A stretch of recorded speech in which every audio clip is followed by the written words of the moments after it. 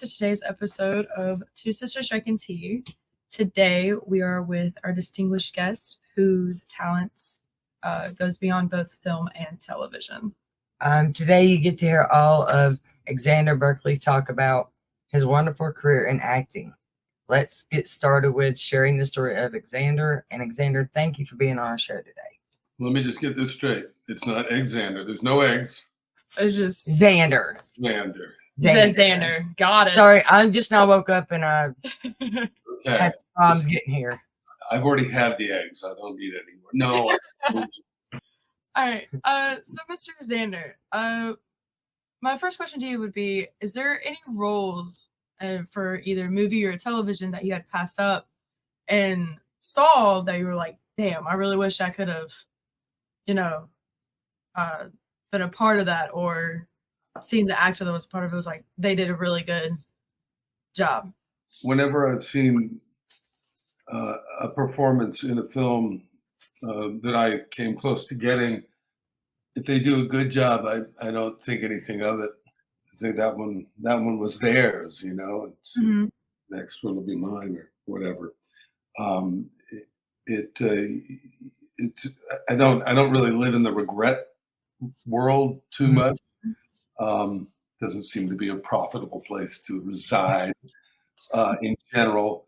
There was one time there was a movie that didn't do particularly well, and I think I like to think it might have done better if they had gone with their instincts on this one. Bernardo Bertolucci had just done The Last Emperor and won all the Academy Awards for it, and didn't need a big movie star for his next movie, based on an incredible novel by Paul Bowles called The Sheltering Sky. Bertolucci was someone that, it was like a dream come true to get to work with him, and I'd had an appointment set up at the time. I looked very much like Paul Bowles in the liner notes, who was an expat in Northern Africa in the 40s after the war. Wrote the book there, it was set there, and it was he gave people, instead of the script, he gave them the novel to read before meeting with him, and at one point the characters got a fever of 103 degrees, and as I'm reading the book, I spiked a fever, and oh wow, and it was like exactly 103 degrees. So like I was so inside the psyche of this character that I felt compelled, like I have to do this. And Bertolucci, he and I had a meeting at the Chateau Marmont for an hour, and as the sun was going down, and he wouldn't have spent the hour studying me and giving me these incredible insights, the film that he and Brando had discovered in their collaborations, and just everything. If he wasn't, there's a look you can recognize when somebody's going, I'm hiring this guy.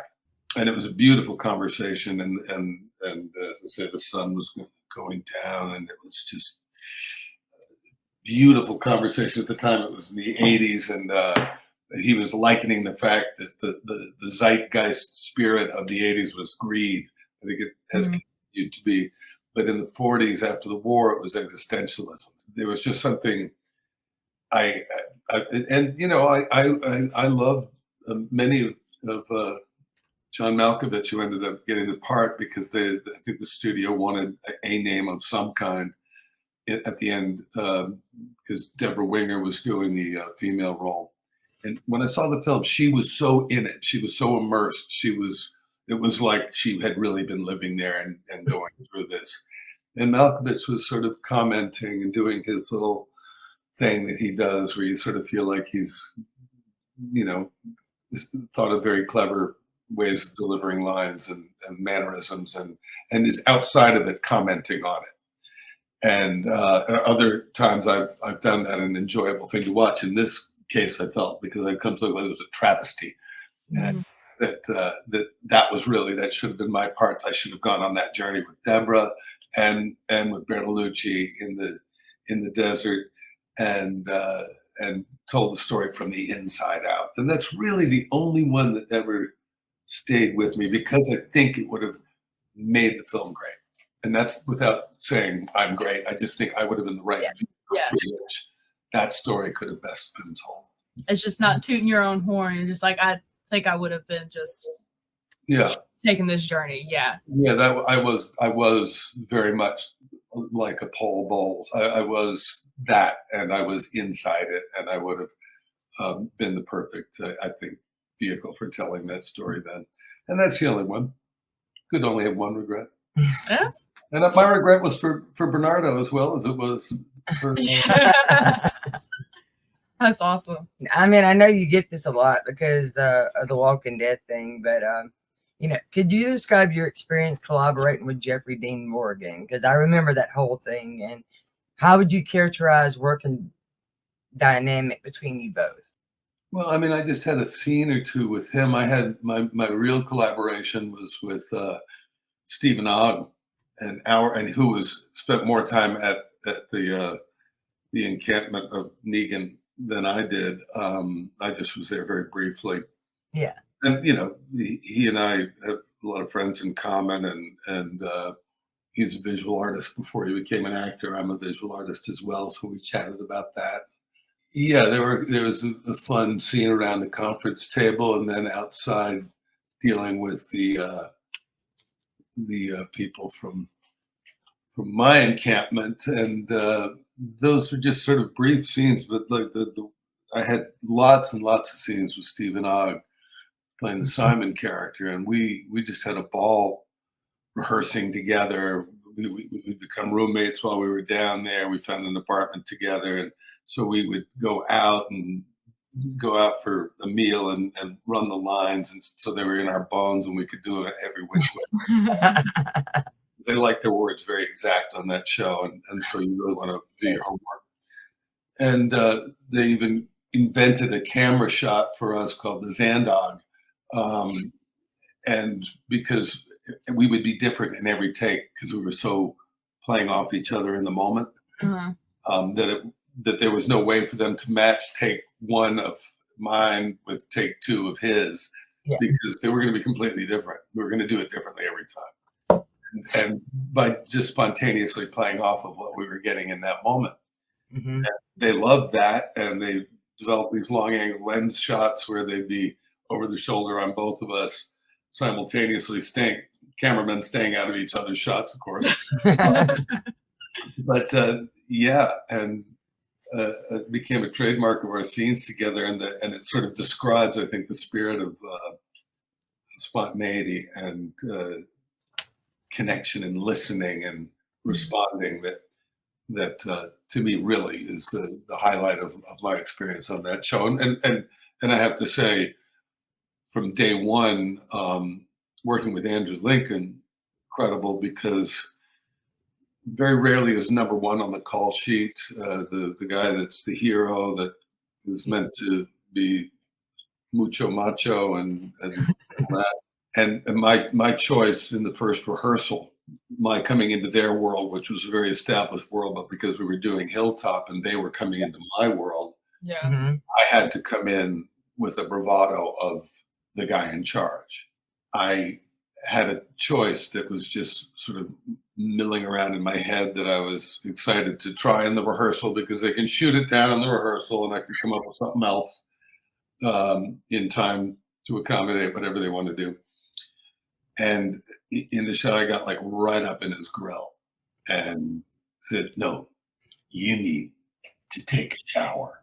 Because they're filthy and they come into my place. And he's like, "No, we're good." And I got and got right up in there, and then sent them on their way in some way. And then I went back to it's like called go back to one, because I had to make an entrance and come through from my office out into the main room where they all were. And so I went back into my office and waited for the director to come in and go, "We on this show we can't get that close to Rick because he would kill you," or that would be you would normally hear the director diplomatically sort of conveying, because the star had gone up going, "What the fuck is he doing getting in my face like that?" But instead, the door opened and and Andrew comes running in and picks me up off the ground and spins me around in a circle 3 times. He goes, "Oh my God, I love that. I love that." And then he went back out.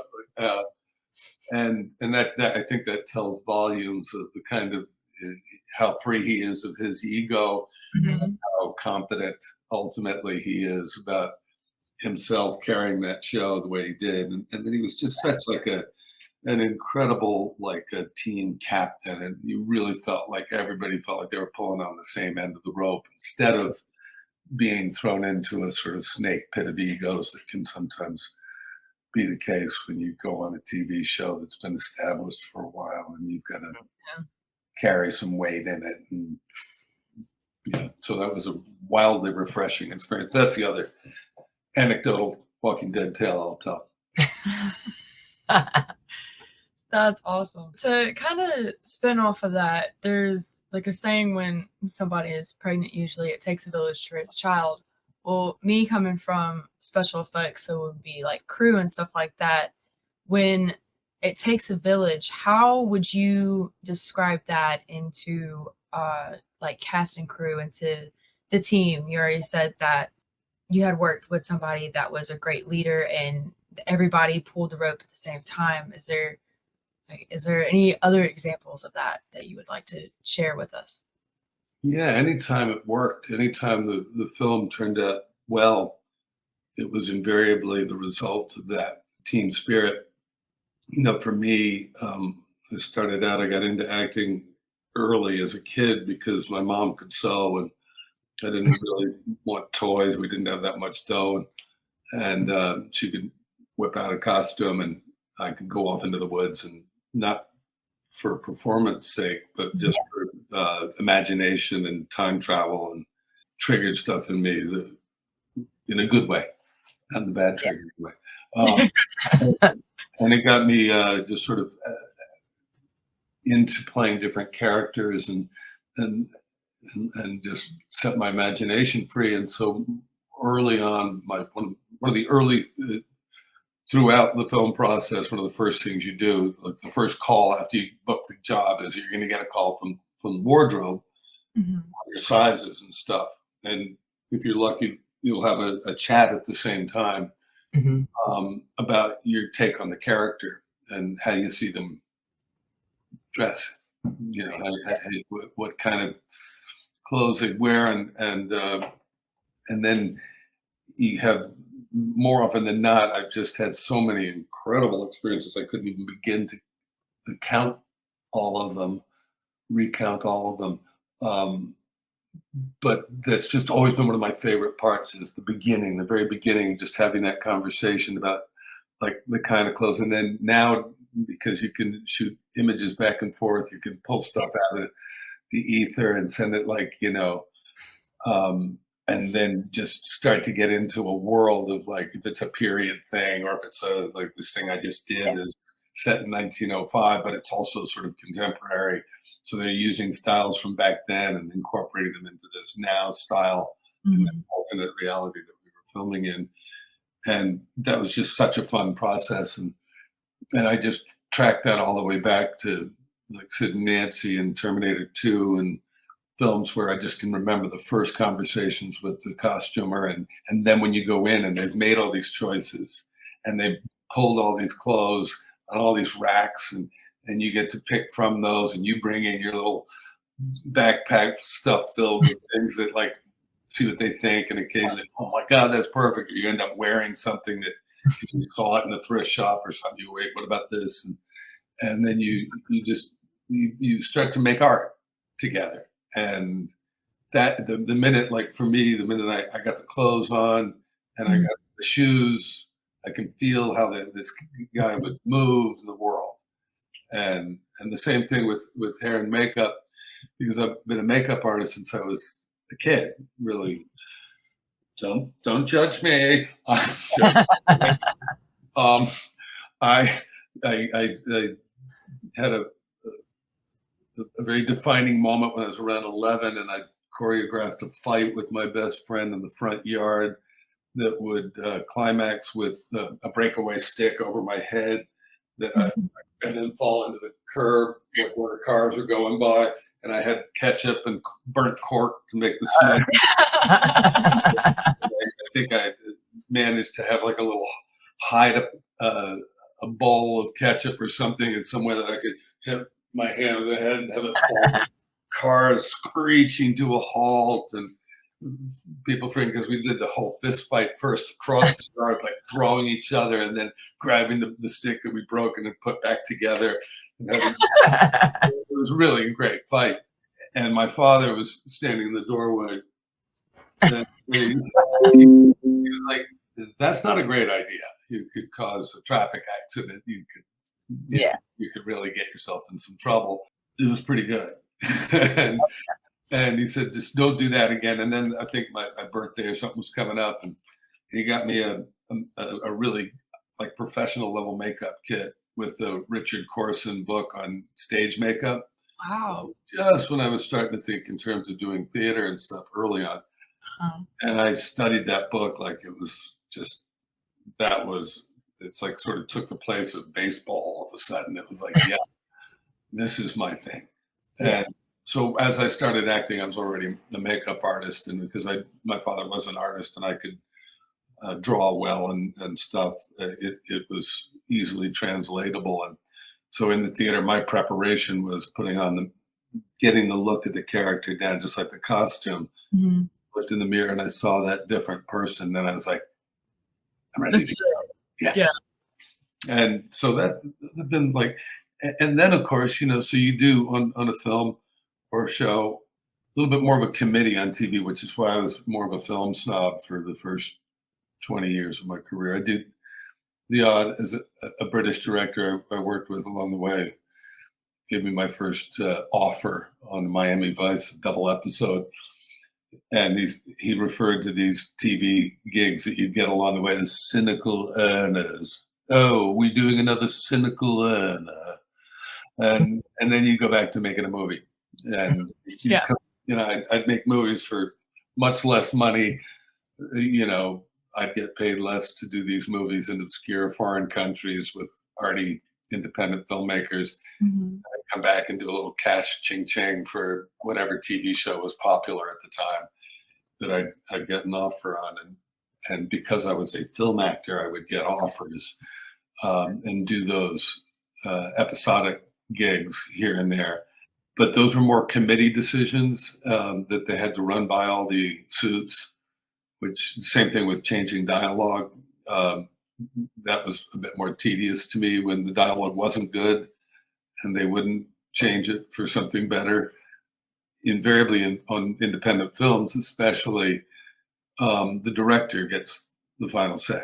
And if you've rehearsed and you've memorized the lines as written, but you've also cooked up alternatives that you can run by them in rehearsal and they prefer them, those just go into the script and they become your dialogue. With TV, especially when I was younger, before I, whatever, proven myself in some way to them, there was a lot of hemming and hawing, and like, really, you would rather I say it this way? There's a reason why it was really hard to memorize this way. It doesn't really. No. Yeah, we'll do it. We'll do it your way.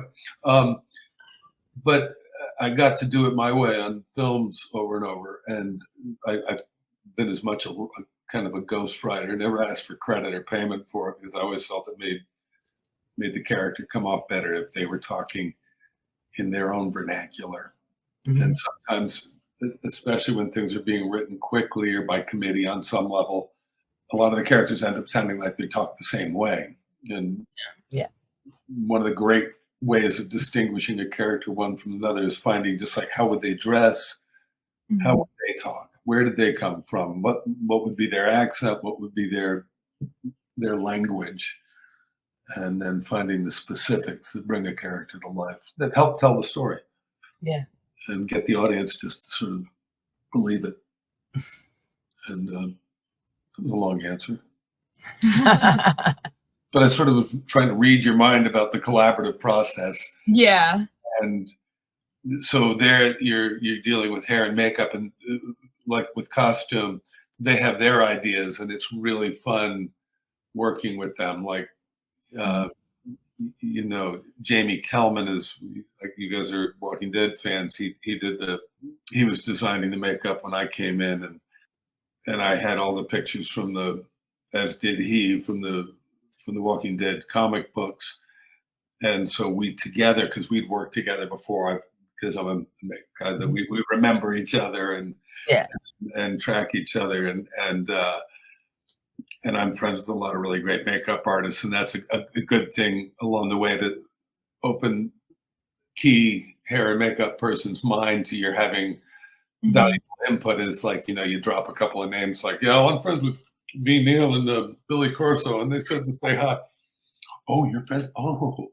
So they kind of, you know, there's a language that you learn to speak in order to have them think you're not just some jerk coming in with a bunch of, you know, bonehead ideas. Yeah. And then they see, and then I've one of my other favorite things, you mentioned special effects, is like, when people know that I have those skills and they change the schedule at the last minute and they're going to blow the building up tonight, and they didn't get to pull in like backup the makeup artist to help them with the special effects of the 3 or 4 of us have to be burned to a crisp, and you know, like, oh fuck, what are we gonna do? And I go, well, I could do myself, and you could. Yeah, you just there be like, no, I got it. Just give me some coffee grounds real quick. Hold on. They You got love some it. They go, bread? oh my god, could you do her too, or him? Like, can you just like do like 3 people at one time for me real quick? I'm like, yeah, everybody just mix with the latex, spat coffee grounds on, paint it red, and go. You're good. Make some holes somewhere. Oh yeah, and those are my favorite moments in the movie. That's why I really did just keep going back to the well of independent filmmaking, because the collaborative guerrilla filmmaking process is, to me, just the most exciting, where it's not like you have to stay in your department or somebody's going to come up and go, you know, everybody's like rolling up their sleeves and jumping in and stirring the pot together, telling the story as one organism. I've worked Blinded by Tragedy for Creighton. I helped with the makeup for that. So I would be sitting there like on the back of him and just like squeeze his shoulder, and they would pause and be like, okay, so this person needs this here, this here. Okay, go ahead and hit him now. And then we had one, a tire was thrown at one of the guys. I was like, all right, hold the tire to your face. I like did like black or gray eyeshadow. I was like, and just roll it like this. Mm-hmm. So I did. Yeah. And I was like, all right, let me just like touch it up, like smooth it out and whatnot.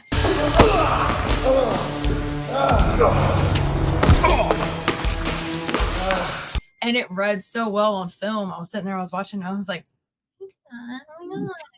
But Yeah. it's a little like that. But it's so cool just to not like just be makeup or wardrobe, but with, like you said, with independent directors and stuff like that, everybody does a little bit of everything.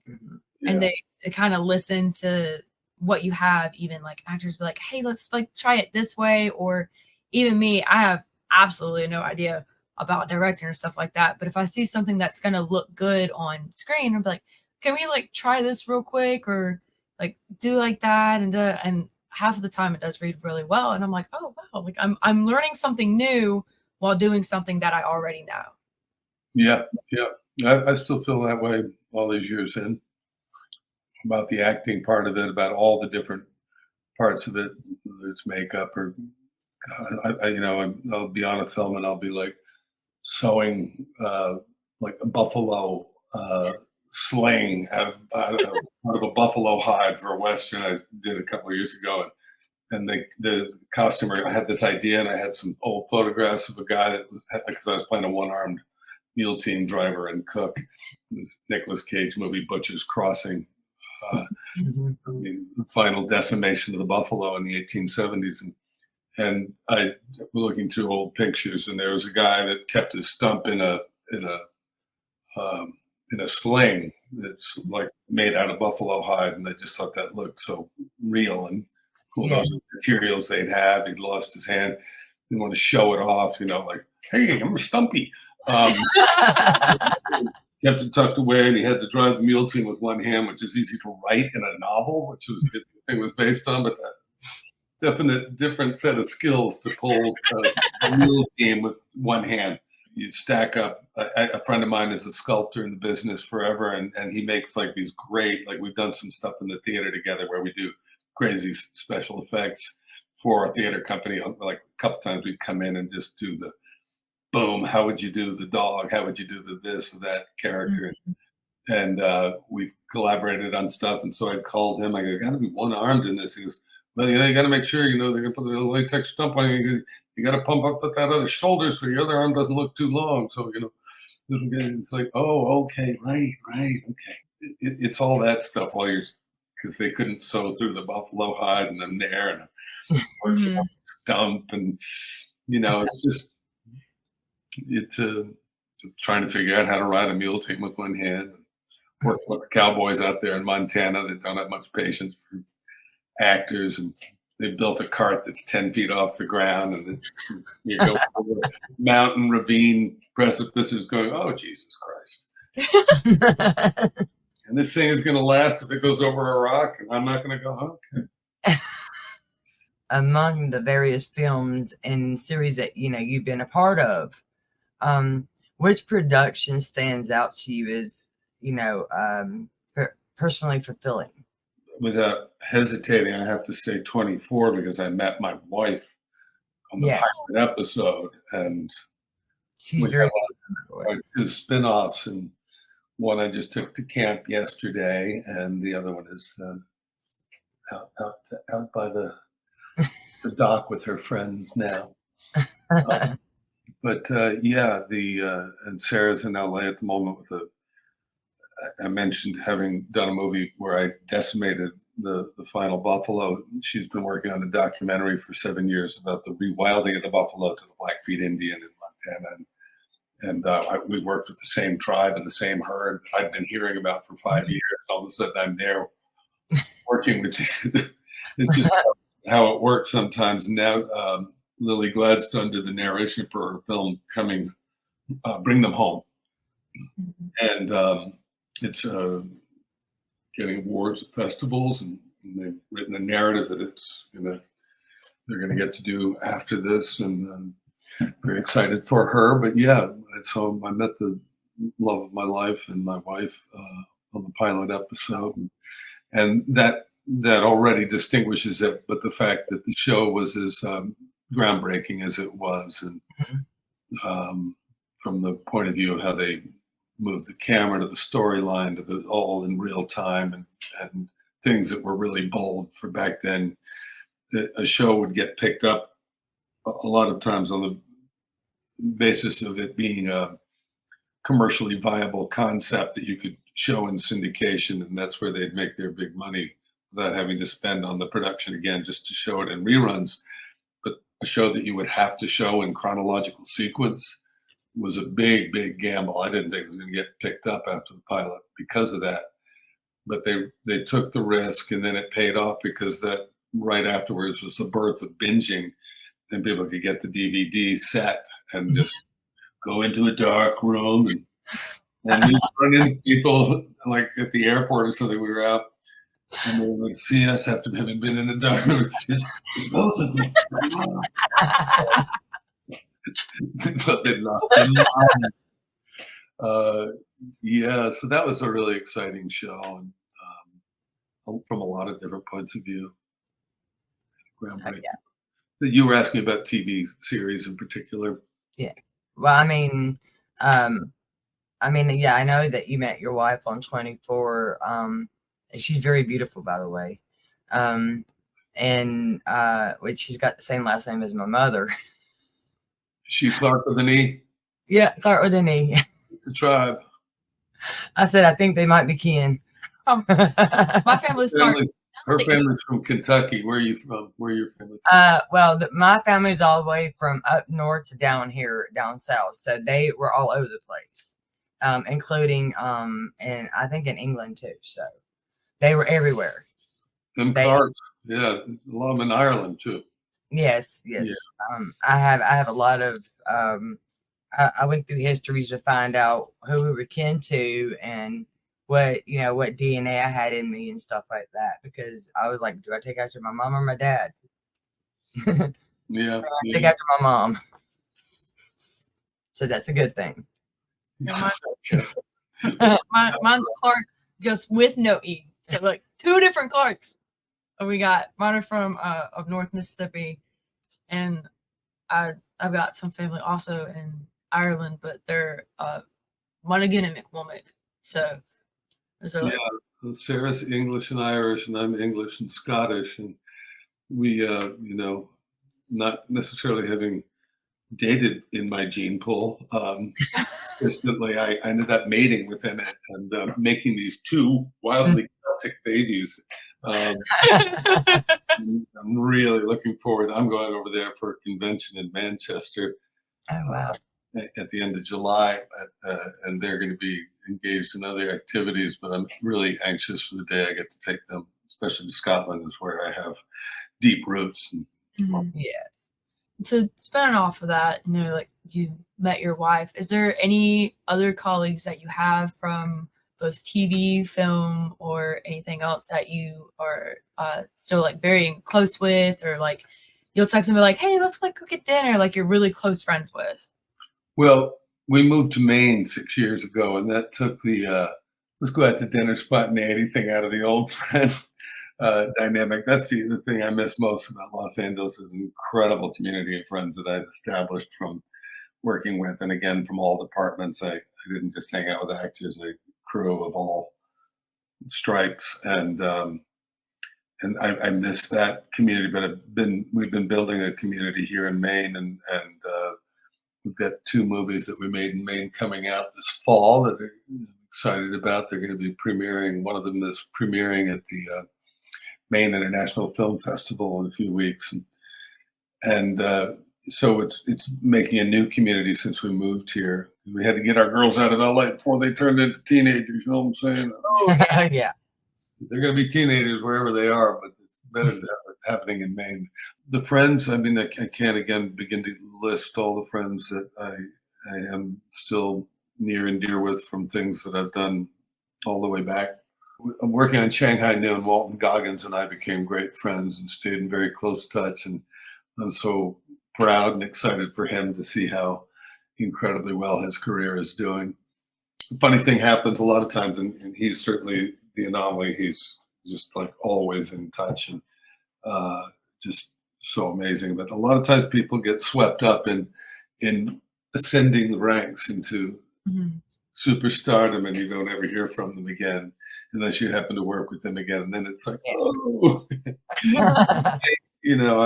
I've always been, I think, to a fault, wary of staying in touch with people. I'll reach out once or something, but never again. If they don't reach back, it's like Mhm. you've moved on to a higher circle. You don't even take it personally because it happens a lot. I guess it's almost a Hollywood cliche, but Mhm. that's why the ones that really don't operate that way really stand out and stay Yeah. in your heart. But yeah, no, a ton of friends. It was one of the advantages of always being friends with people in not just actors, but writers and directors and people, cinematographers and right and makeup artists, as I was saying, costume designers, and are not as inclined to. It's a weird thing when people become really famous. It's really a weird thing, and Mhm. I think they become self-conscious about having eclipsed you in their career or whatever, and they can only hang out with people on a similar level of Mhm. they feel comfortable. It's an odd thing, and I never was chasing fame. That's why I only have that one regret. It's not Mhm. about it. I wish I'd gotten more famous than I did. I'm very happy being anonymous in the world and flying under the radar and getting to be the one who still studies people. Mhm. One that people are coming up to and interrupting their conversations every 5 minutes. I've been out with those people enough to like. I do not envy that. But you feel sad if you've lost a friendship, or that you feel like, gosh, they've gotten. But sometimes it's just because you never reached out again and you felt self-conscious about it, and so I think it's not even always they themselves who move on. It's like it's just one of those things, but it doesn't happen with. I found with people that aren't actors because they don't become recognizable, and that's why I never judge anybody, because it's like that's a different world, and you just Mhm.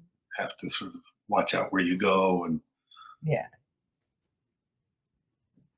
No, no, thank you.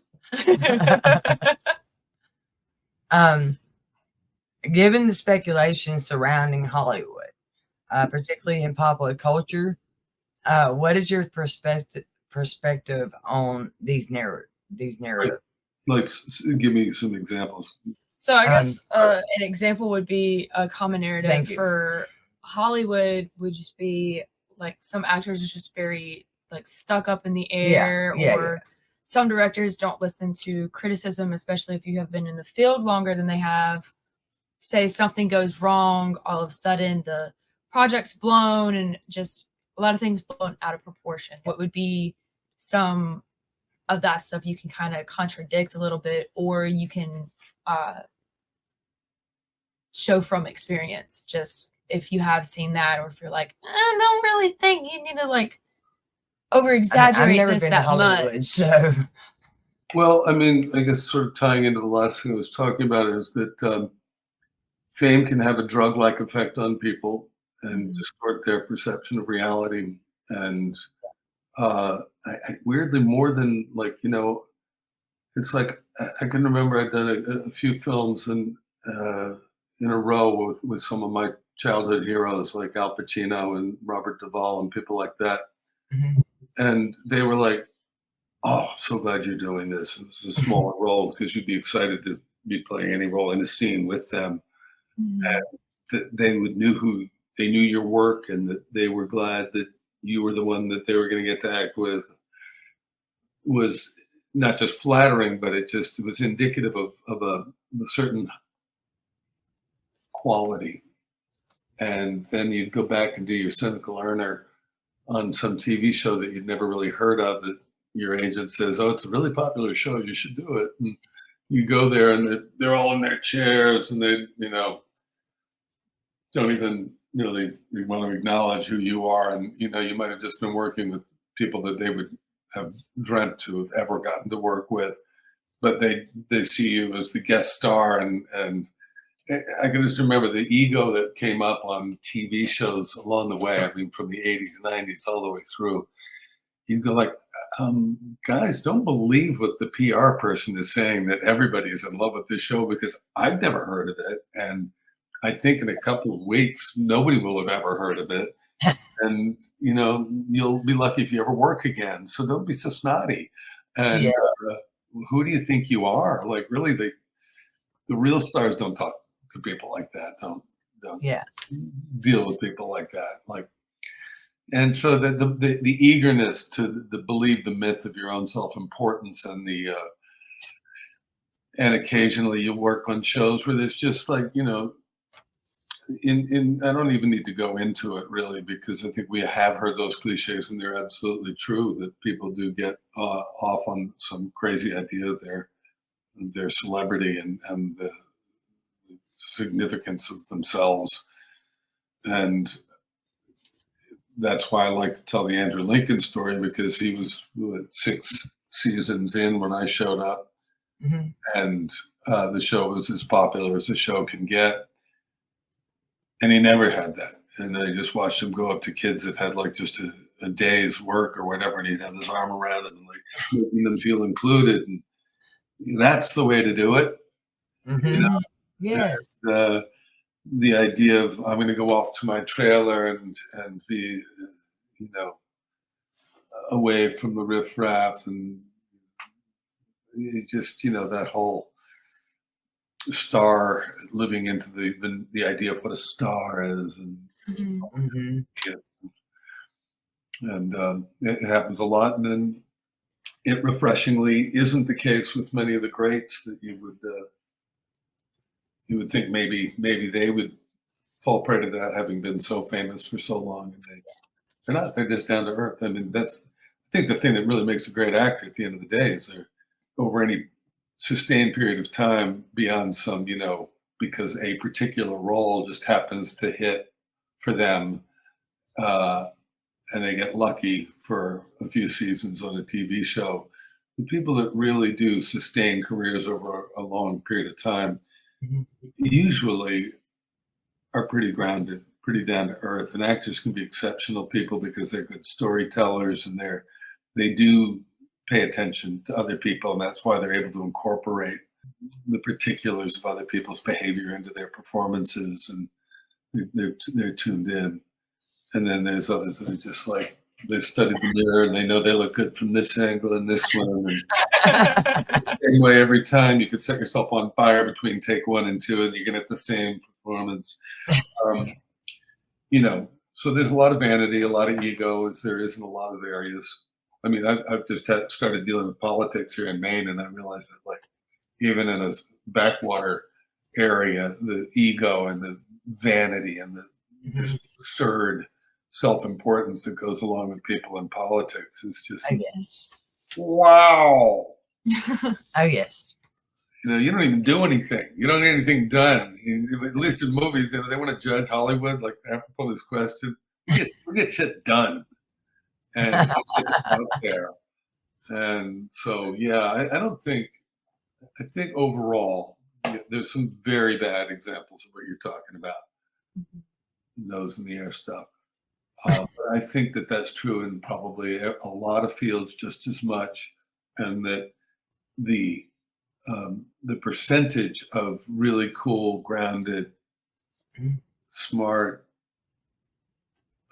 tuned in folks is probably higher among film, because we have to work with. It's one of the reasons why I really wanted to bring film to Maine, is because it's a great way to bring people, a great way to bring diversity to a state. Because you know, if, working on a crew, if you have a problem with people that are gay or different race or Yes. different gender, whatever, you're not going to get hired back to the next party because you're not cool, you're not fun, and you're creating problems that we don't have time for. Yeah.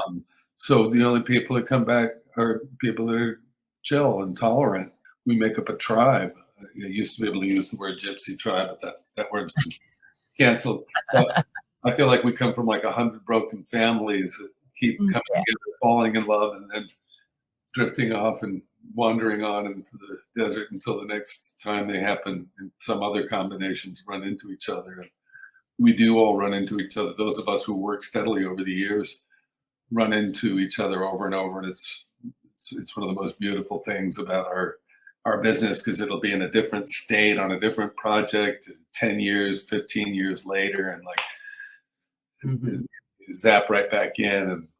And I just feel that way about the whole filmmaking process. It's not just the actors, it's just everybody that comes together to tell the story. And I feel so honored and fortunate to have gotten to do it so consistently for so many years and all over the world. What piece of advice would you give to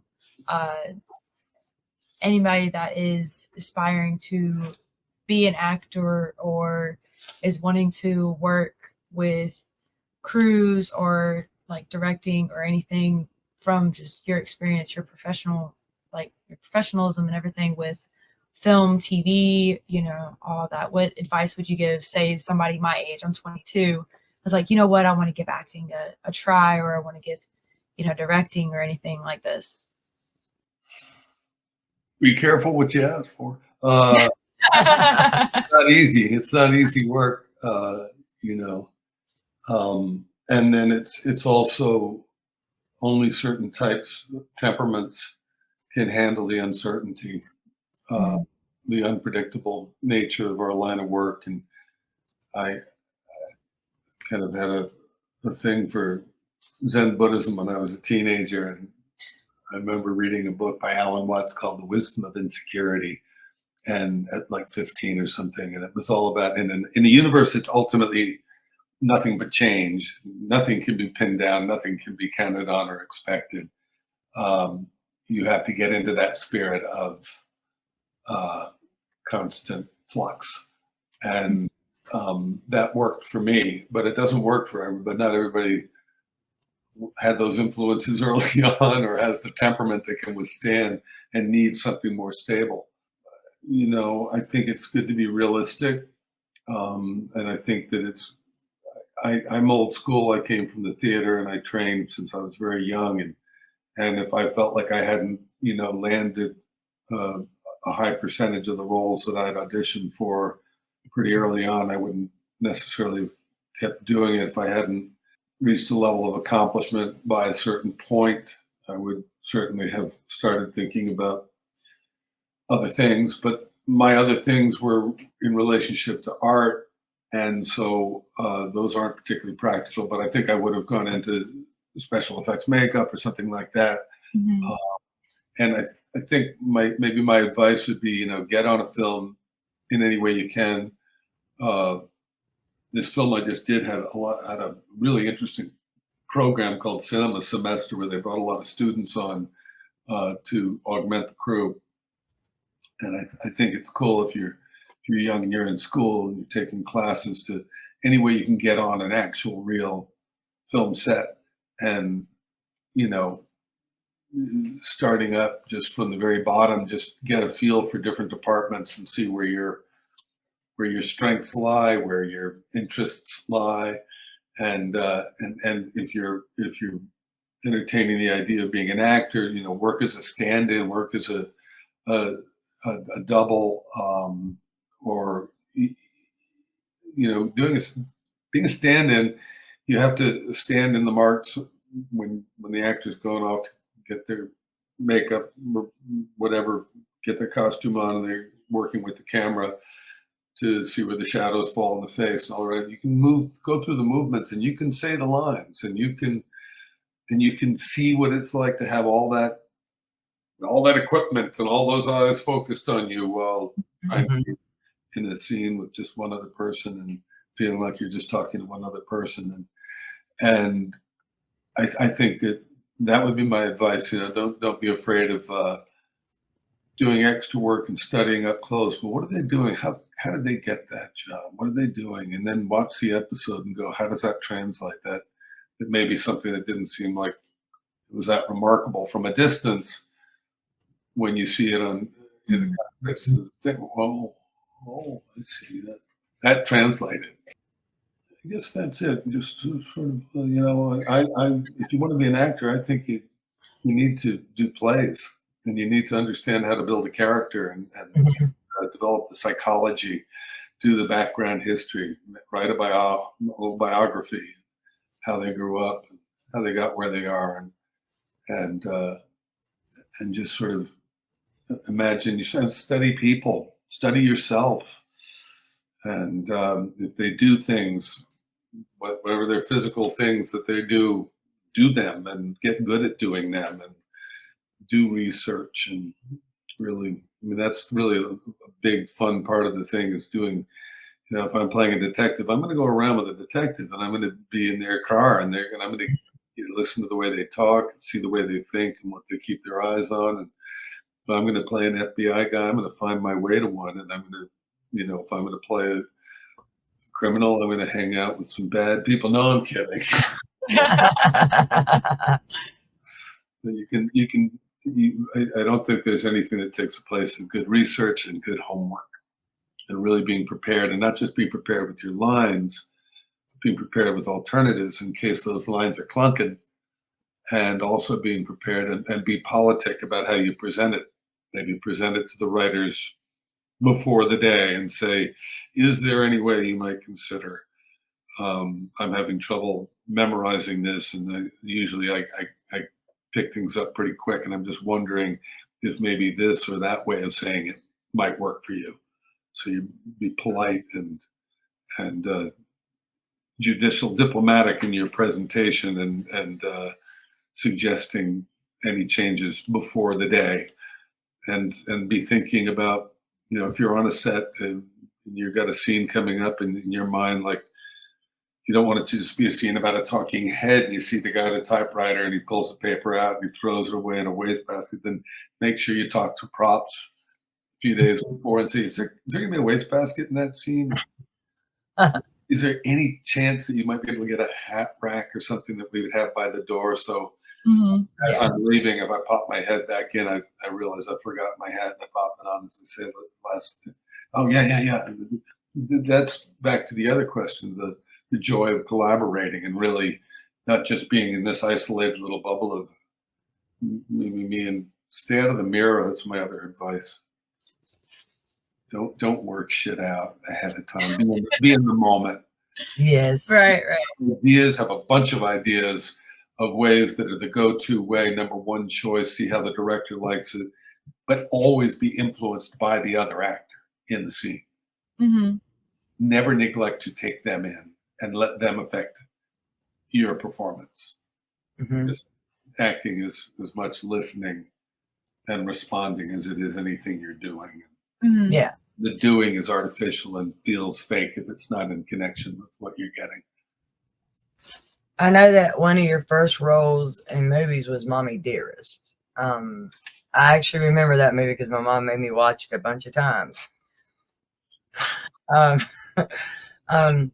difficult was it to adapt to acting and being on camera and pretending to be someone else? Because that was like the first maybe role and stuff like that. No, that was after 10 years of being on stage nonstop. Before I did that, and so it's a big transition to go from theater to film. It's just a whole other can of worms. And at one point I was at the Actors Studio, and people like Martin Landau and Shelley Winters and Ellen Burstyn would be monitors when Strasberg wasn't there. And I remember Shelley Winters saying at one point, on stage it's one thing, but on film you want to think loud and talk softly. And because a lot of times if you're theater trained, you just naturally you're projecting louder than you need to. But I think that got around, and people started to err on the other side of like just talking so really. And it's easier to tell a lie when you're talking softly. You have to really commit if you're going to raise your voice. And there's also a sly trick that I think kind of got around, that if you talk really quietly, they're going to have to push into that tight close-up in order for the audience to justify hearing you talking so quietly. Shakespeare said, through Hamlet, suit the word to the action and the action to the word. I think that's still about the best advice on acting. Don't make it about the words, but let the words inform where you'd be at, and find the action that the character would be doing. Don't just be a talking head. What would they be doing? A lot of people aren't standing here like we are now, just talking. They're usually doing stuff. And especially, like, it's a great piece of advice, I think, for an actor to if there's a scene in a movie or show that you got coming up where you've got, even if it's just like I've got an attaché case and I got to open it up and take papers out and fling them around like dockets for if you're a lawyer or whatever it is, do that over and over and over, because your character would have done it over and over and over. And you can just see it when actors do something like they're not comfortable doing it, but their character's supposed to do it all the time. You go, you didn't practice. You got to. It's like as important as learning your lines as learning the business. And sometimes, especially it drives me crazy that actors, this happens to be a fork. I think my child was my wife's desk in her absence. That they'll just sort of move stuff around on the plate instead of eating because they're afraid they won't match when they ate, and they don't have to remember it because they only memorize their lines. And I think if you got a scene where you're supposed to eat, map out, oh, okay, I have enough room between what the other characters are talking where I could actually get a couple of bites in and have a sip of water or wine or whatever it is that they're drinking. Not real wine, unfortunately. Well, that damn cranberry juice, it doesn't look like wine. But have that mapped out so that you know when you're going to have a sip, when you're going to wipe your mouth, when you're going to, and be able to put practice putting things down so that they don't make a noise.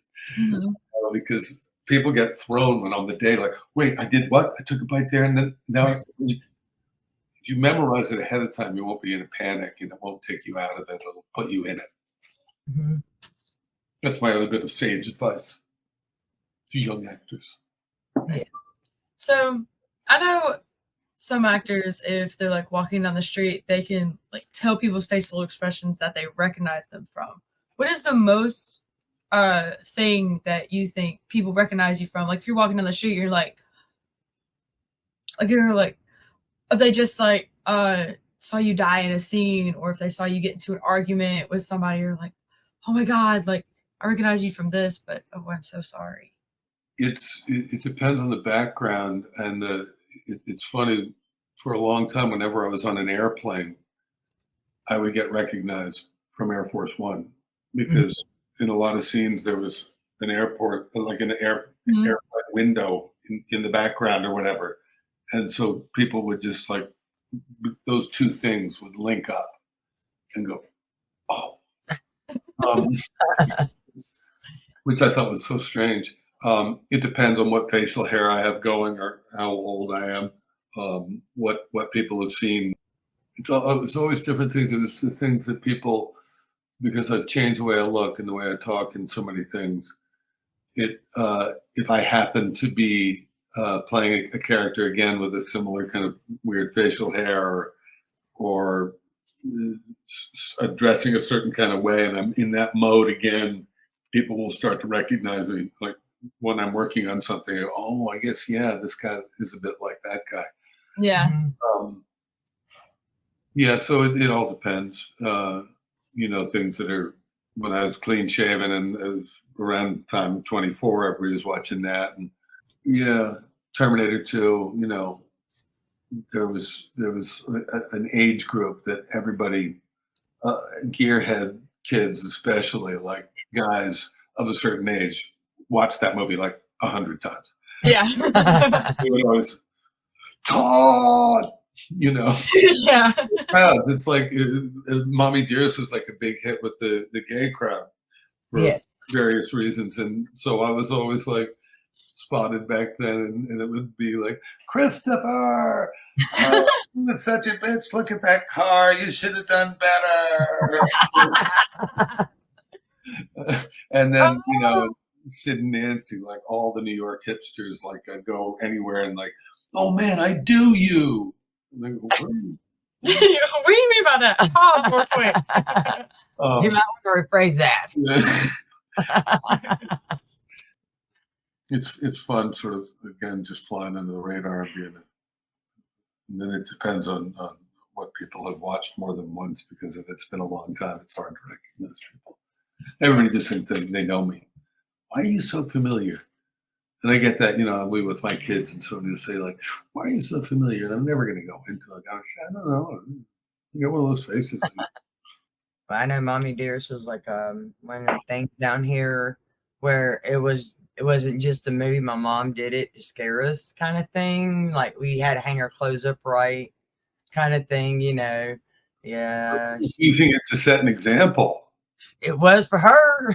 Oh, wow. It was for my grandmother too. She refused to use wire hangers. Everything had to be clean. It was all types of stuff. I mean, like she was rollers, hair mask, everything. I'm like, my dad, my grandma, his mom watched that and was like, yeah, like even though the wire hangers were the cheapest things, we couldn't have wire hangers in the house. I'm like, oh, okay. And then I watched bits and pieces of Mommy Dearest. Was like, oh, I get it now. I watched it so many times that I could probably remember. I know I can remember everything on that movie, but my kids never got to watch it because, I didn't want to do like my mama did to them, to us. I was like, I don't care if y'all use wire hangers or not. Y'all can just hang up y'all's clothes. I was a chill mom. It was wild. It was my first movie, so it was strange. I met my first movie star. I met two movie stars at once because I met Faye Dunaway on Paramount lot, stepping out of a white Mercedes and a white Rolls Royce that was being opened for her by the AD because she was getting out. I've been seeing the director was introducing her to me. My scenes were going to be coming up, and so she got out of the car, not just as Faye, but as dressed up as Joan, and she's, oh, I'm too star. I see me some fading on the way and some Joan Crawford. Crazy. Get back in that limousine and get out of here. I bonded heavily with Diana Scarwid, who played played Christina. Loved her. She had a hard time. Everybody had a hard time. Where Faye was out of her mind at the time, and was not so easy to deal with. And yeah, Diana kind of said, "I'm out of here. I'm going back to Georgia." Just scratch her eyes out. Funny story because like she had just done a scene. She was telling me like it's like 40 years later I can tell the story where she had to have a breakdown in the movie where it was Yes. really about it was her scene, and Lord knows Faye had a chance to do a lot of her scenes. Yes. Had been eating scenery for months as the thing went over budget and kept going as she got everything the way she wanted to. And then this was really Diana's scene, and she had to lose her shit. And somehow in the laundry room or something, you may remember, I just remember her story, that she had one of those takes where it's just like, this is it. This is the one where it's all going and the flows happening and she's losing it. And Faye had her back to the camera and she turned to the camera and she turned over to the director and said, "Did you want tears, Frank?" And that's when Diana said, I'll never forget, "I wanted to scratch her eyes out." I better not, and I'm just going back to Atlanta. Get me out of here. I always wanted to work with her again. Yeah. She's down there in Atlanta somewhere, and I was working in Atlanta. I didn't have her number. I was like, God damn it. I want to see my sister. That's crazy how that was all a true story to begin with on that movie. Which, I mean, at the time when we were kids, we didn't know this. We just thought it was just a really, really scary mom. Yeah. Oh man, I saw just something on YouTube recently where it was Christina Crawford talking about it when she was being interviewed about the book or something from way back, and it's like she was telling stories that weren't even in the movie. It's just like, feel bad for people that had shitty parents like that. As someone, with such a rich and very, very career, what do you hope your legacy in the industry will be? And what advice would you give to the next generation of actors and filmmakers? Well, business really appears to be changing. Speaking about Paramount, Paramount looks like it's going under.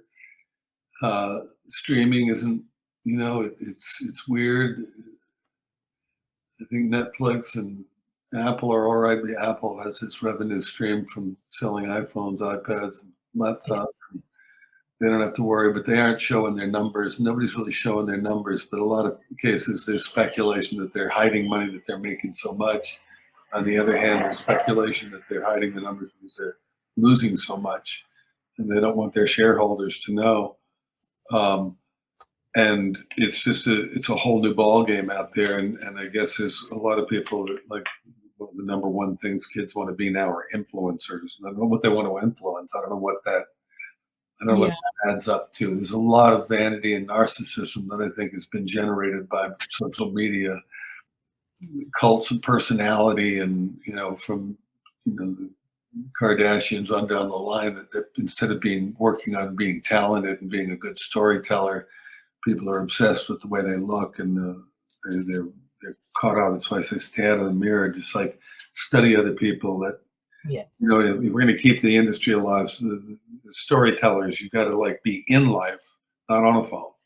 You got to be reading books. You got to be paying attention to people. You've got to be engaging with people of all types that you might be right for travel and get experience, and don't just be just about yourself and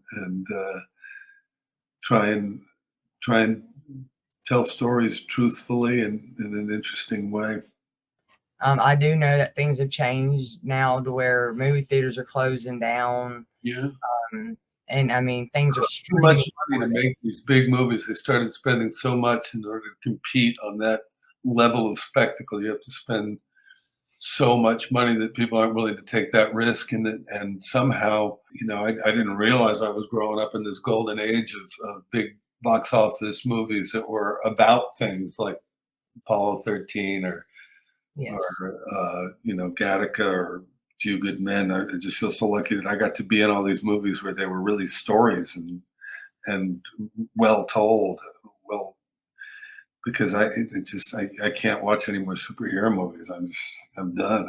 I mean, I'd do one if they ever asked me to do a damn one. I'd do it. I won't lie, but I don't go see them, and it seems like that's all there is out there that they're taking a chance on, and you can't get funding for independent films.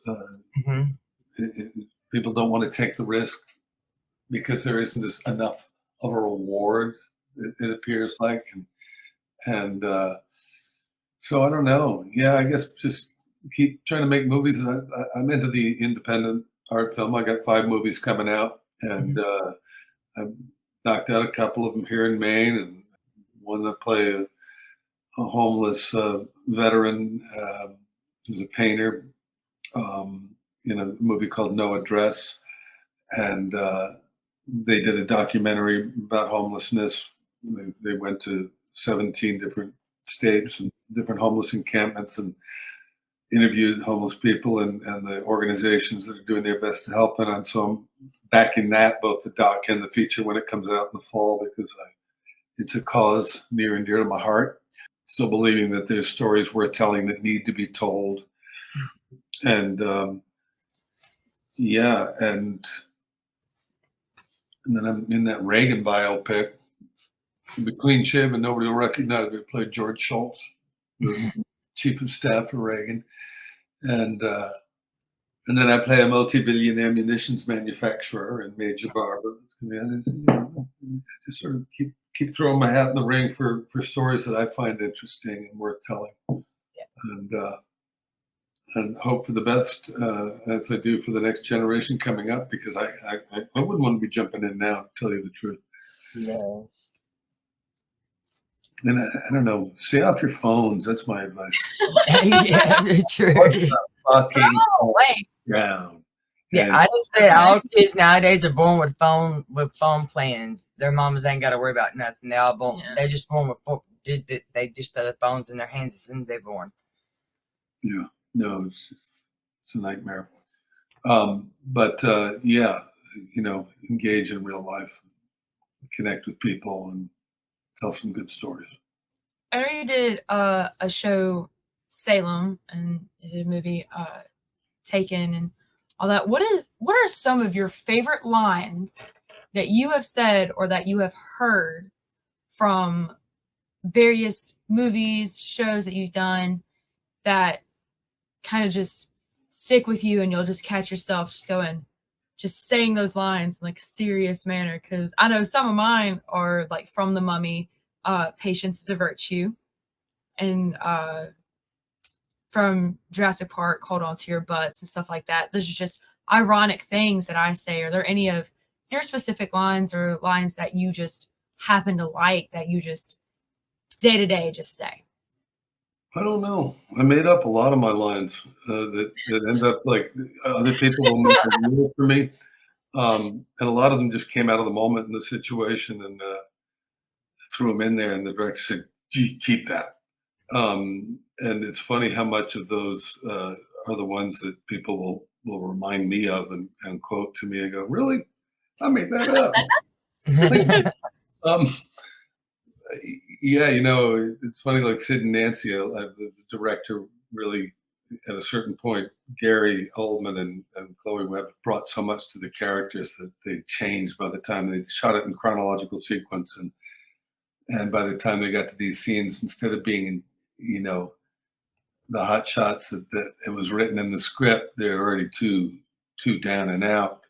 And I just had finished reading William Burroughs' book Junkie, in which he sort of makes clear it didn't matter how famous the junkie is, the drug dealer has control over them. I put the drug dealer in that movie, which really holds up, by the way. And a lot of the things that people quote me, the ones that say I do you, they would do these lines that I'd made up on the spot, and I think that's an important thing to if you have a way, if you have a smart ass mouth, you maybe have an advantage in that area, coming up with shit off the top of your head. You know, it's funny because I think I made up a couple of lines in Terminator 2 that got incorporated into a song that a guy who I love, What? John LaJoie. 25 years after we did the movie, he has a band called Wolfie's Just Fine, which is a reference to the movie. And he's a Canadian comedian, and he has like huge followers just because he's so freaking funny. John LaJoie, LaJoie,